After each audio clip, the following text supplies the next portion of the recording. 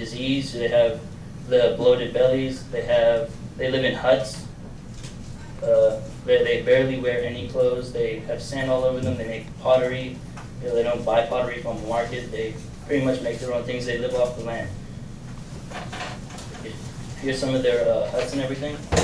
So these people are pretty much not in the modern times, right? We can all agree on that.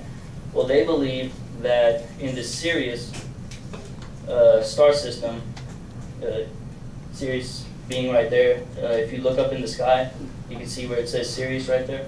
It's supposedly the brightest star in the sky.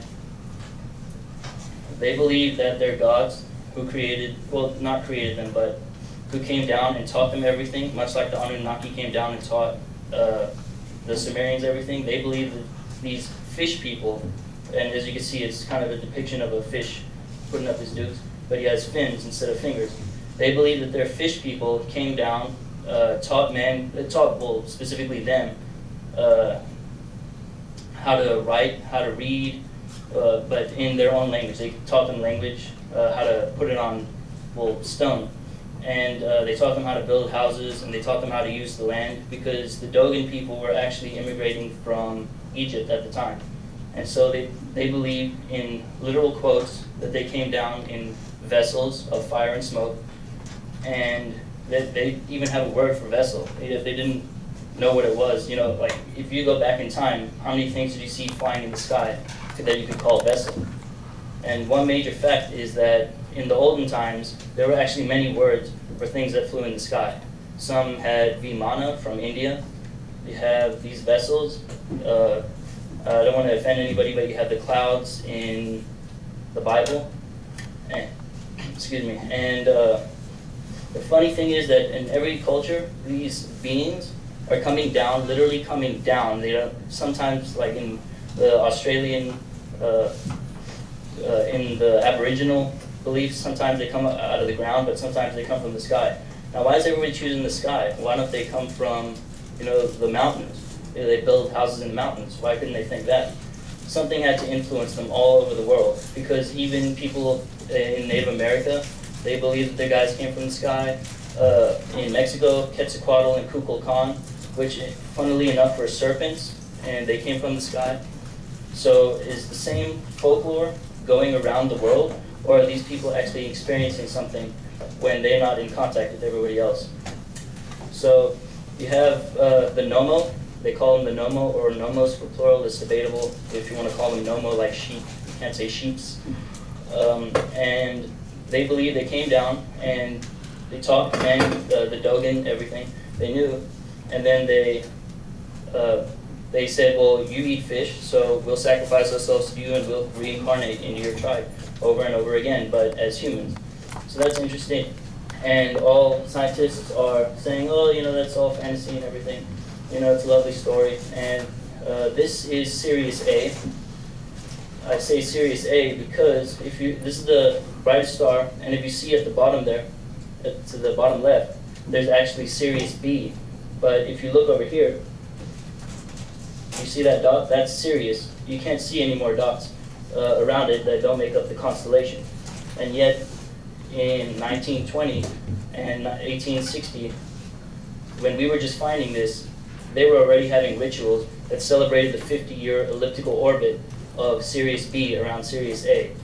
And yet you can't see it with the naked eye. You can only see Sirius A. And since it's the brightest star in the heavens, the sky, it is actually 10,000 times lighter than that star right there, because that star, it's like an asteroid being next to the sun. You're not going to see it. You can't look at the sun. This is Sirius B. The Dogon people believe that Sirius B was actually lighter than heavier than Sirius A. And, you know, once again, oh, this is fantasy, this is fantasy.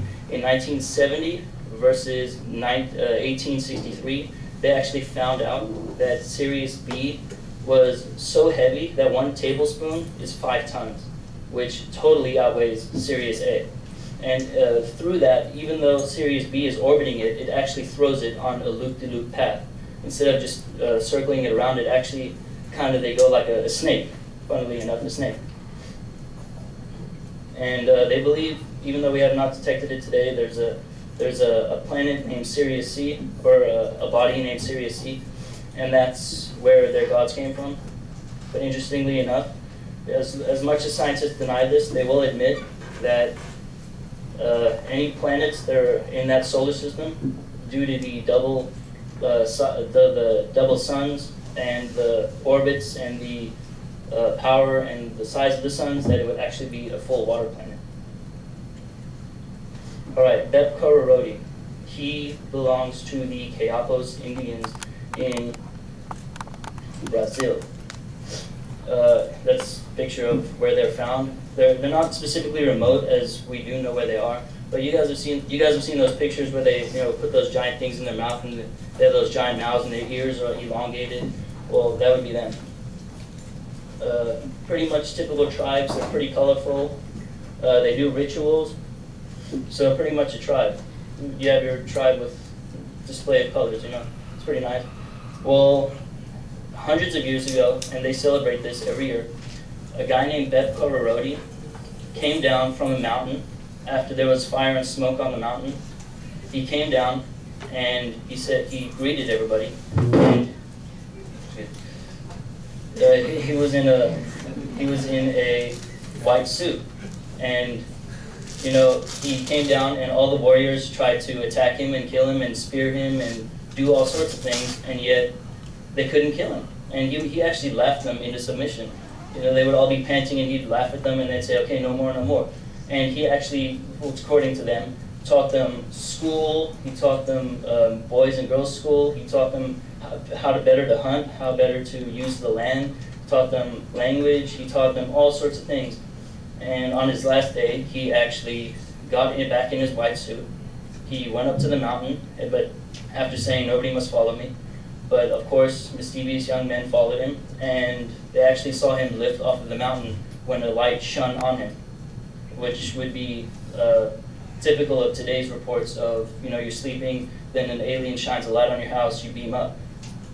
It's plausible, but we were actually finding this out before we even had our first space flight, and yet, what does that look like? That is a straw suit, and that is their god, supposedly Bep-Kororoti, while he was in his suit. And as you can see, the bottom right, they kind of look identical. You have the typical spaceman's spacesuit, and then all around you have their god Bep-Kororoti. I didn't put Australia here, but let's move on to Australia. They have their Wandjina, which is their Earth Mother, who sometimes came from the ground, but in different sects came from the sky. And they aren't entirely accurate towards typical gray aliens that we see today, but they have the big black eyes, they have the round head, and they have the small mouths, the small jaw muscles and jaw feature. Let's just circle through here. We have Miss Wonko over here pointing around to to all the different ones. Like we can't see where they are. And we have two right here in a sort of sphere. We have one, notice the halo, because that's going to come back into this discussion. Notice the halo. We have another kid who goes here, he's looking at them. We have more, and as you can kind of see, they're starting to get the shape of the gray aliens that we're starting to hear about more and more. Okay, this is interesting because notice that there's the round head, there's the halo, but then he's also surrounded by serpents. Well, they also believe that when these guys were coming down, there was actually lizard people that would be chased by dingoes, and they were serpent men, just like the Sumerians, just like Quetzalcoatl from Mexico and Kukulkan from Mexico. So you have to start, finding all these consistent things and start saying, well, what was really going on? And here's the most famous one. You see them all just coming